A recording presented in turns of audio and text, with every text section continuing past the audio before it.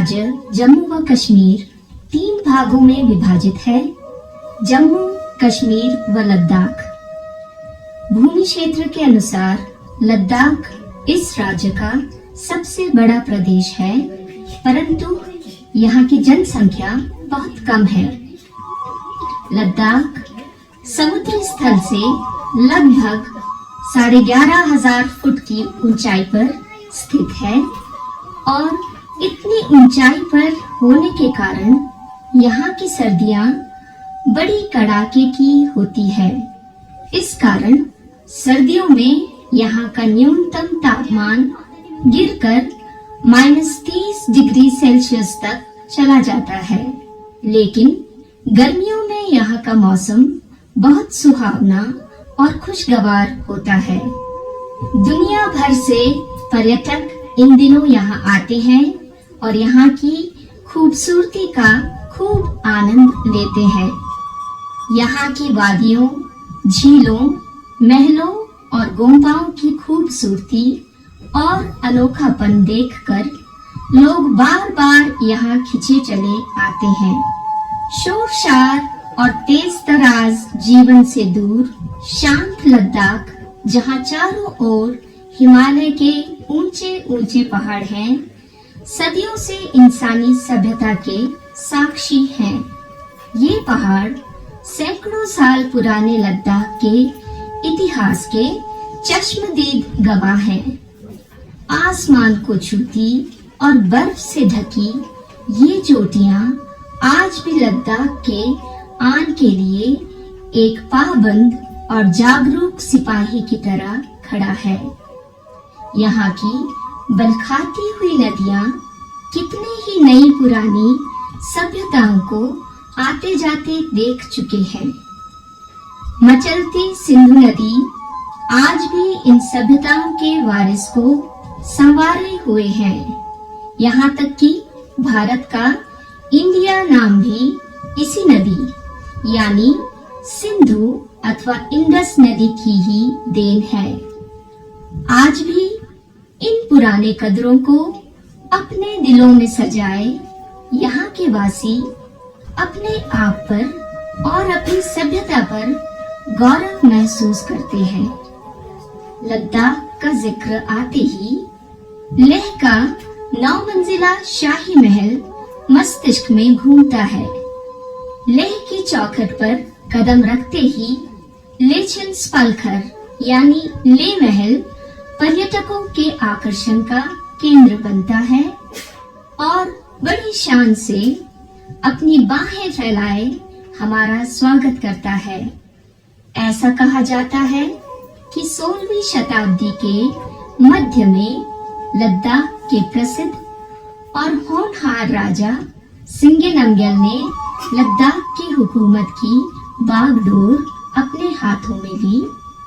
अपने पिता राजा जमयांग नमग्याल की निशानदेही की हुई पहाड़ी पर सलाह मशवरे से एक ऐतिहासिक महल बनवाने का फैसला हुआ। लामा त्सोग्थाम रिम्पोछे ने भूमि पूजन कर बलाओं को दूर किया और यूं इस महल के निर्माण का काम शुरू हुआ, जिसे पूरा होने में पूरे 3 साल का समय लगा। बल्तिस्तान के एक प्रसिद्ध कारीगर चंदन अली सिंगे, जो कि शिंखन चंदन के नाम से भी लोकप्रिय था, को महल के निर्माण का कार्य सौंपा गया। उनकी हुनर और कला में निपुणता न सिर्फ सराहनीय है, अपितु पूरे हिमालय क्षेत्र में इस शानदार महल के मुकाबिल का कोई दूसरा इमारत या भवन मौजूद नहीं है। महल बनाने के लिए आवश्यक सामान को आसपास के प्रांतों से लाया गया, जिसका जिक्र लद्दाख के लोक गीतों में भी पाया जाता है। लेह के नजदीक फ्यांग गांव से अधिक इस्तेमाल में आए पत्थरों को लाया गया। इसी तरह लकड़ियों को लद्दाख के हर हिस्से से मंगवाया गया, जिसमें ज़ंस्कर भी शामिल है। यूं कहा जाता है कि जंस्कर से लकड़ियों को नदी में बहा दिया जाता था और नियमो गांव में इन बहते हुए लकड़ियों को इकट्ठा कर लिया जाता था। 16वीं सदी की इस कारीगरी की महल में इतनी बारीकी से हर काम को तराशा गया है कि इसके बनने के 400 साल बाद आज भी उतनी ही खूबसूरती और शान से खड़ा है।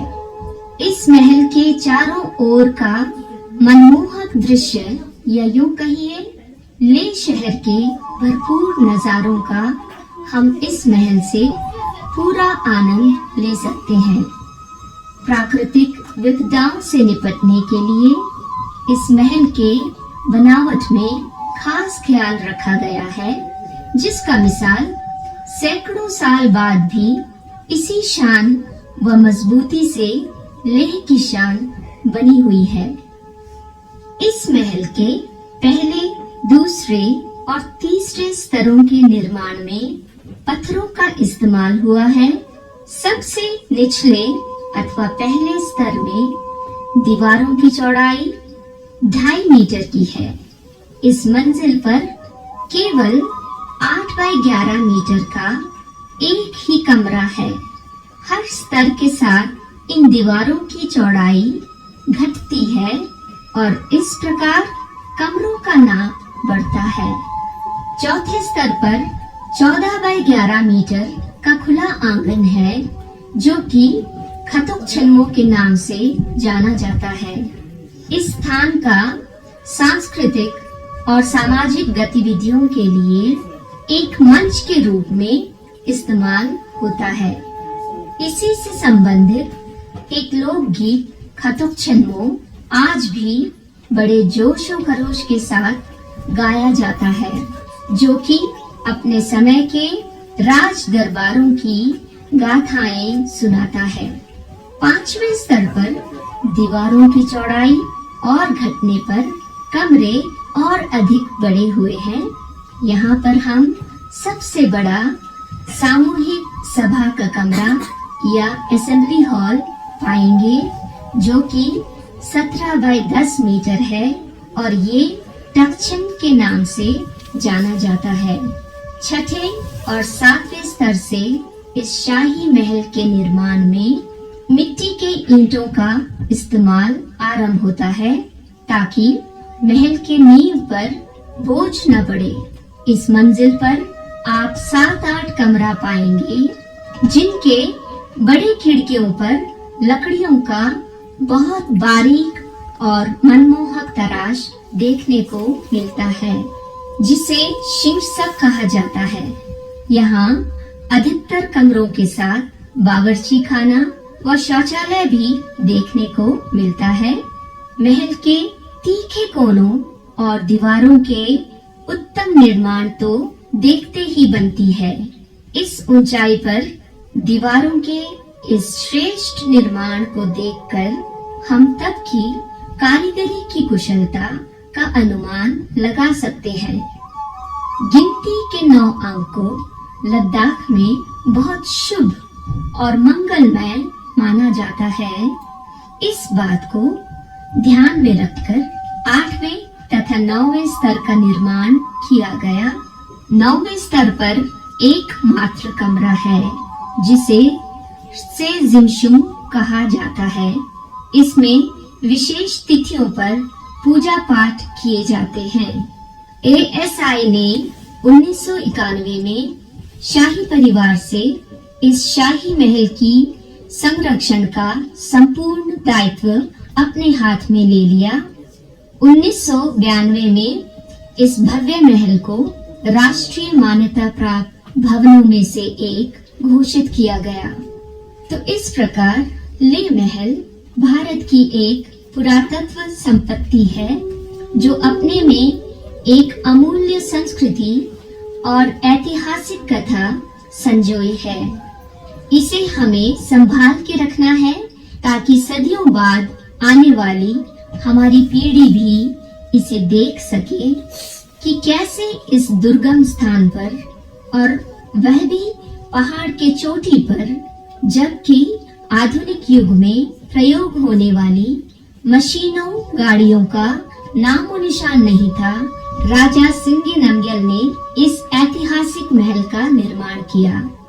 इस महल के निर्माण से जुड़े सभी लोग और खासकर वे हजारों मजदूर किसी योद्धा से कम नहीं थे। उन्हें याद करके अनायास ही हमारे मुंह से की सोसो लार्गेलो निकलता है। लद्दाख में हर साहसिक कार्य के पूर्ण होने पर बड़े उत्साह और जोश के साथ इस नारे को बुलंद किया जाता है। সো হেই বন্ধুরা, এখন আমরা লে প্যালেসের 6th ফ্লোরে আছি আর এখান থেকে খুব ভালো দৃশ্য দেখা যাচ্ছে।